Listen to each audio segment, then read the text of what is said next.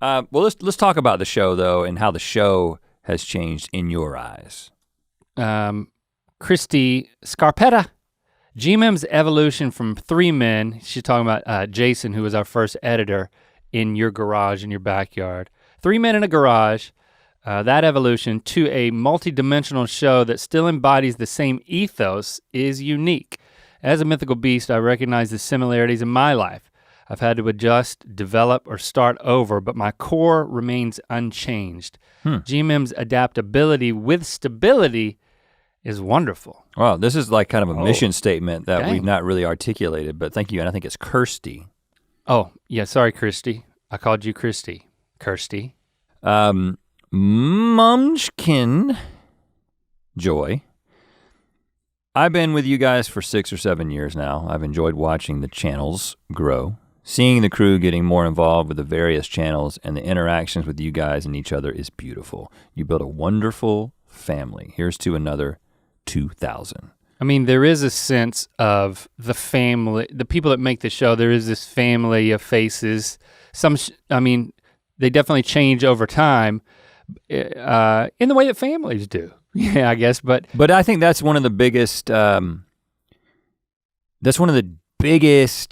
transformations of the show. In I think the reason that the show is still going on, frankly, is going from 3 guys in a garage, coming up with everything, to the amazing team that we have right now that enables us to step in and be a part of the show in the way that we are now. Like, I can just guarantee you that the show would be finished if we were still trying to do it the same way. Yeah, we couldn't have shouldered that burden. Never, for not this in a million long. years. Samantha at Disnerd13. I've been a fan for about a year. Found you guys in a time I definitely needed some laughter. I started watching everything from Good Morning Chia Lincoln through to the current episodes, so I've seen the evolution happen very quickly. It's been amazing to see how you have grown as performers and how the games have evolved.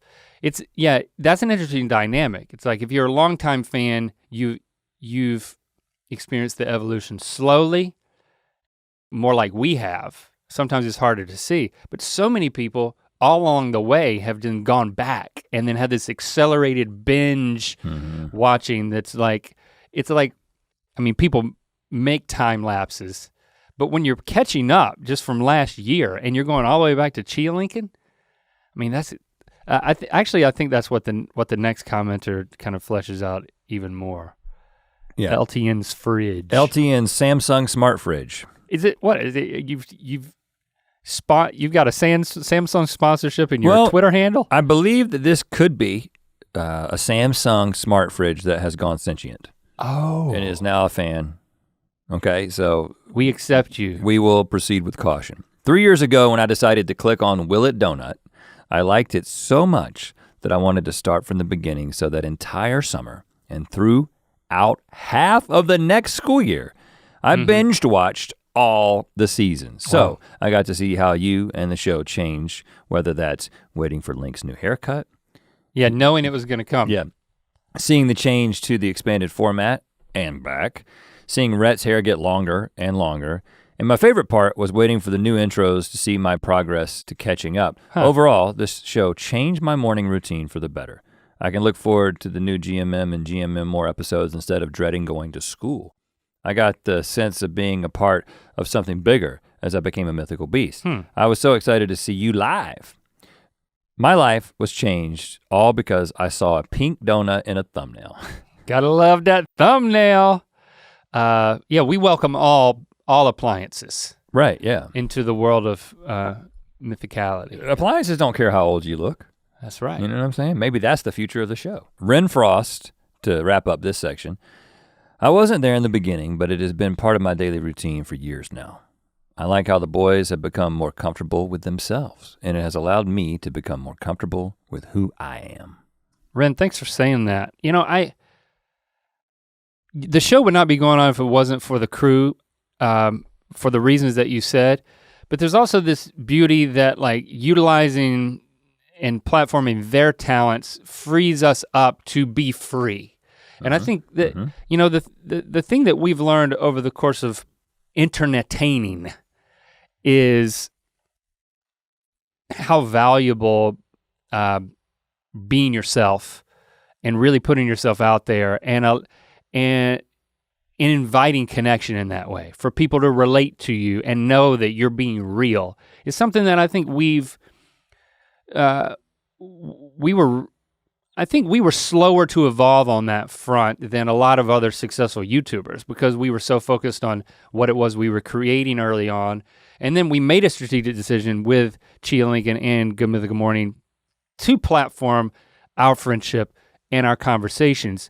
But we still cordoned off the things that we would talk about. And I think the way that we would talk about those things, where there was a lot of areas of our lives, even though we shared a lot of personal stories, that it was still very filtered and presented. And I mean, I look at us now, and the things that we talk about here on Ear Biscuits, it's just like, this is just what, I'm gonna tell you what happened. You know, my filter is a lot lower. You know, Christy still gets on me. She was like, you know, you don't have to share everything with recent episodes. But you know, it's just trying to find out, I enjoy the freedom of being more myself.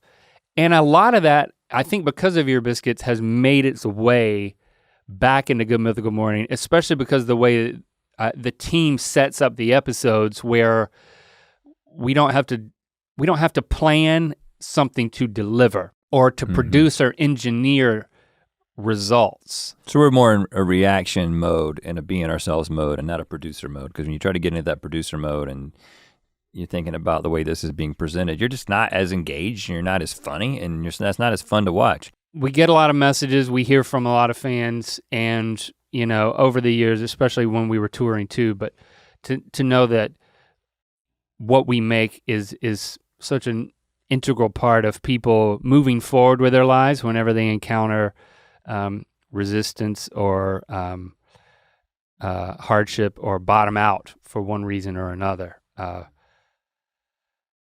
Never could have imagined. I mean, we have the best community of fans. There may be some that match it, but I don't think there's any that surpass it, you know? And I think if you would ask us what kind of community we would have wanted to build, like when we were just getting started, it would be like the most comedically critical people that still like us, because they will think that we are the funniest thing ever. Yeah.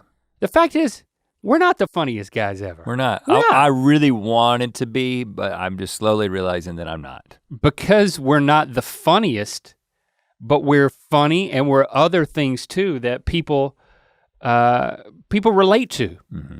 We're a lot more just like normal humans who aren't always the funniest, but there are other things too when it matters. Yeah. I'm not gonna say that our fans have just noticed that in us, but I think they've inspired that in us too, because it's a relationship that we've started to understand that there's an opportunity for us to be the best versions of ourselves as we continue to tell people to be their mythical best. Mm-hmm. So we continue to evolve. So many things have changed drastically since the beginning of Good Mythical Morning. And it's not the stances we've taken as much as it's the honesty in the evolution that we've experienced. As individuals, as friends, and also as a community.